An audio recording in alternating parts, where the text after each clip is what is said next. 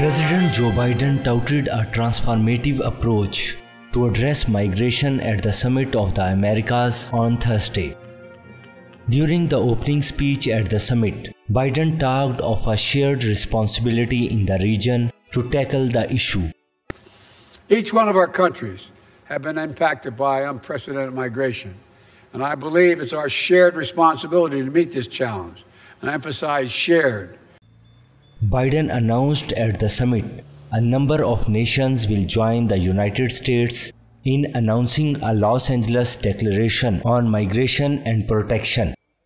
Tomorrow, a number of us will join in announcing the Los Angeles Declaration on Migration and Protection.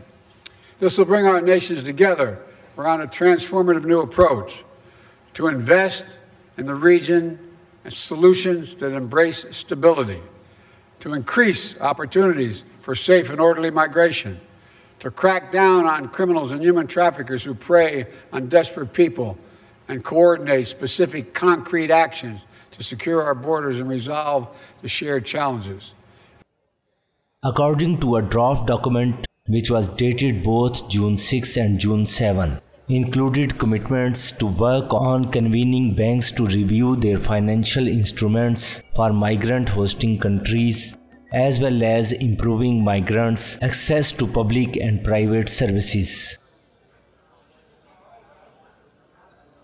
It also lists pledges by Western Hemisphere countries to work together to boost regional law enforcement cooperation, information sharing and visa regimes, while attempting to strengthen and expand temporary labor opportunities. The White House and the State Department did not immediately respond to requests for comment on whether the draft was final.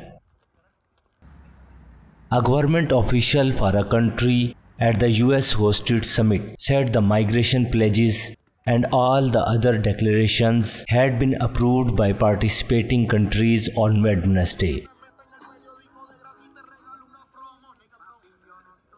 Over the next few days, we're also announcing more than $645 million in a new life-saving assistance to address food insecurity in the region and increase the ability to respond to disasters as well as historic refugee and migration flows. And no matter what else is happening in the world, the Americas will always be the priority for the United States of America. So thank you again for being part of the summit. We have a busy few days and incredible opportunities ahead of us.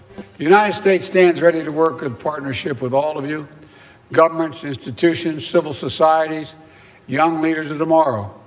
And I invite my fellow heads of state and heads of government of the Americas to join me in adopting concrete hemispheric commitments that are going to advance our efforts to build a more sustainable, resilient, and equitable future.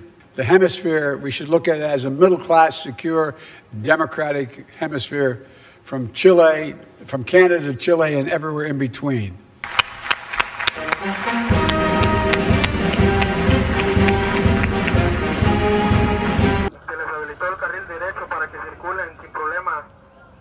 US President Joe Biden, a Democrat, took office in January 2021, pledging to reverse many of the hardline immigration policies of his Republican predecessor, Donald Trump.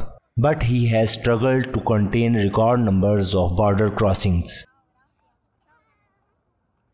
Immigration has been high on the agenda at the summit in Los Angeles. However, the absence of leaders from Mexico and other countries that send many migrants north has raised questions about how much progress would be made on it.